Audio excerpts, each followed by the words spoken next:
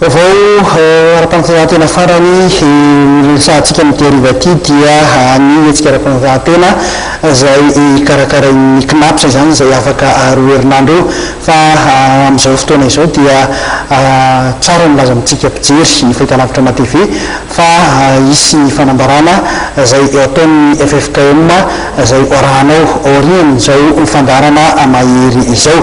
fa anakatonatsika ny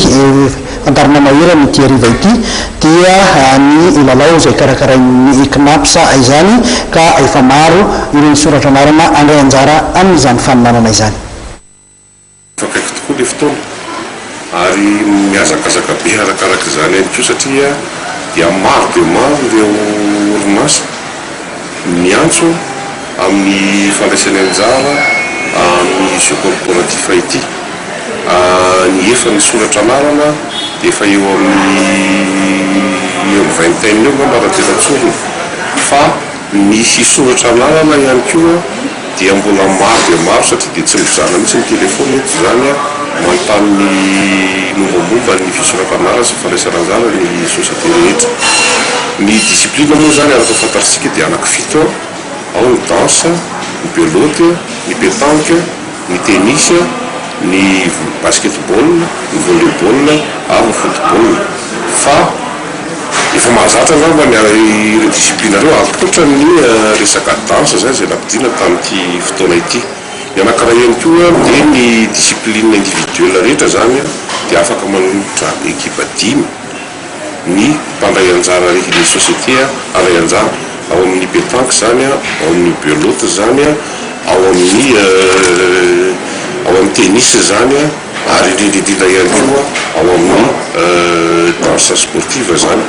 Ka i danse io ataoko hoe vaovaoka nefany tsy dia vaovao ihany satria efa isan'ny taranja malaza amin'izao fotoana zao ary isan'ny mahazo vahara tokoa ary dia anatsorona ary dia tsorona tokoa ny fandraisana anjara aminazy io. Eo amin'izay hoe nitsorona ny fandraisana anjara inona ny tena hoe mpiavaka anatin'izay taranja danse zay? Ny ampiavaka azy aloha zany dia ny hirandizana zany dia tokana mitovy daholo omena ny mpandray anjara tia amin'ny ranaovany ny fisoratana anarany dia ny anankiray ihany koa dia olona professionnel no itsara tsy izay knapsa koa ny tsara fa professionnel ny tsara eo ary dia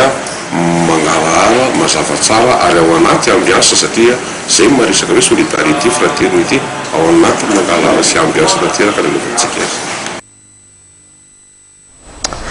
Dia iny fanadidina ihany koa tompolasy tompovavy no ametrahako ny velonao mandram-piaona ho amin'ny hery minute izao indray isaorana betsaka ianao tany tokantrano tany manaraka ny fandarana mahery isaorana ihany koa namana teknisianina niarana asa tamin'ity hariva ity nanatosany fandarana dia namana Andritina Patrika, namana Bosco, namana Romain izay ny nazakazona roso tamin'ity hariva ity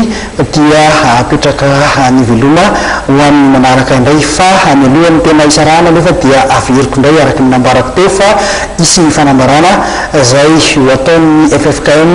arahanao aorian'izao fandarana mahery izao fa aza miala amin'ny matevy hatrany velona to.